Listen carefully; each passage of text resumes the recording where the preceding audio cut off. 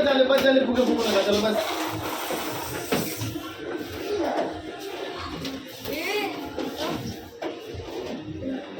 नमस्कार मंडळी, तुमचं स्वागत आहे आजच्या एका नवीन ब्लॉगमध्ये.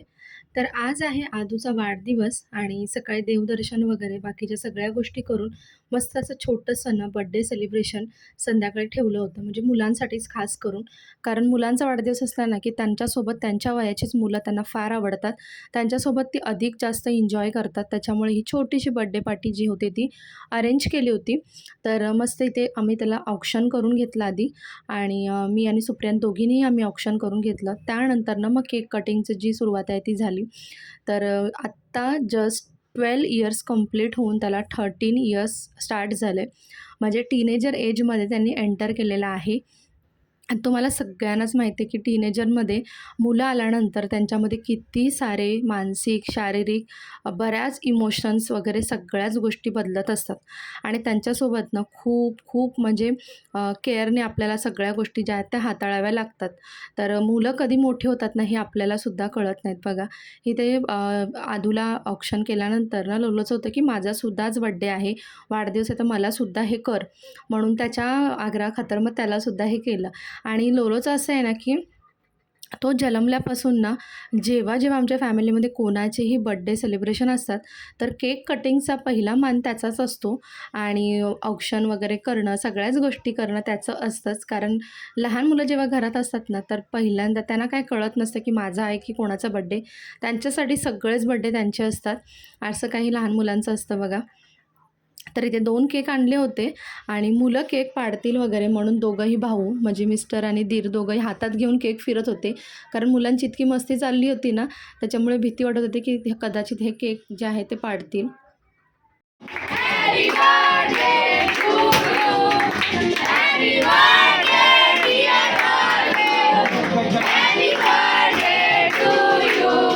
केक कटिंग झालं ना की मुलांना अजिबात पेशन्स नसतो. फुगे फोडण्याचा म्हणा, केक खाण्याचा, खाऊ खाण्याचा अजिबात पेशन्स नसतो. त्याच्यामुळे म्हटलं चला आपण पटकन केक भरून घेऊया आणि मुलांना सगळ्यांना सर्व करूया. तर आम्ही इथे केक जे आहे ते भरून घेतला आणि आदूलाच आमच्या जास्त सगळ्यात केक आवडत असतो आणि प्रज्ञेलासुद्धा खूप जास्त आवडतो. त्याच्यामुळे ना सगळ्यात आधी तर त्यांनाच जास्त एक्साइटमेंट असते केक कट केल्यानंतर खाण्याची. तर इथे आता केक कटिंग करून झालेला होता, तर आता म्हटलं चला मुलांना सगळं सर्व करून घेऊया आणि ते मस्त गाणी मुलांना लावून दिली होती त्यांना डान्स करण्यासाठी, एन्जॉय करण्यासाठी. सुरुवातीचे बड्डे मुलांचे खूप जास्त मोठ्या प्रमाणात आपण सेलिब्रेट करत असतो. पण जशी मुलं मोठी होतात ना त्यांना स्वतःनाच ना असं मोठं सेलिब्रेशन आवडत नाही. त्यांना त्यांच्या फ्रेंड्ससोबत सेलिब्रेशन करायचं असतं आणि त्याच्यामुळेच आपण हे सगळं करत असतो त्यांना आवडावं म्हणून. तर इथे बघा मुलांना कळलं की मी ते कॅमेरा ऑन केलेला आहे. त्याच्यानंतर त्यांची अशी नाटकं काही चालू होती. कॅमेऱ्यासमोर येऊन प्रत्येकजण असं डान्स करत होतं, काहीतरी ॲक्टिंग करत होती आणि सगळीच मुलं ना खूप जास्त बदमाश आहेत. खूप मस्ती करत होती. तुम्ही पुढे बघालच ब्लॉगमध्ये. तर हे छोटंसंच मी सेलिब्रेशनचं जे ब्लॉग आहे तो बनवण्याचं ठरवलं. कारण त्या दिवशी ना मला सकाळी काही व्लॉग स्टार्ट करायलाही मिळालं नाही बाहेर असल्यामुळे आणि म्हटलं चला संध्याकाळीच आपण करूया. कारण तोही दिवसभर इकडे तिकडे फिरत होता, त्याच्यामुळे काही बड्डे सेलिब्रेशनचं काही स्टार्ट करताच आलं नाही. आणि मस्त पावभाजीचा आम्ही बेत केला होता आज.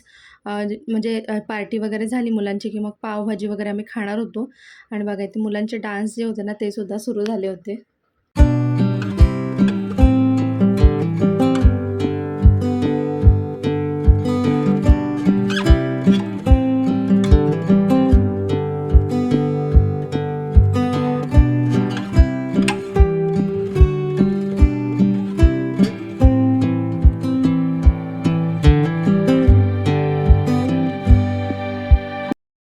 आपल्यालाही कधी-कधी विश्वास बसत नाही की जी मुलं आपल्या मांडीवर खेळत होती ते अचानक इतकी मोठी झालेत.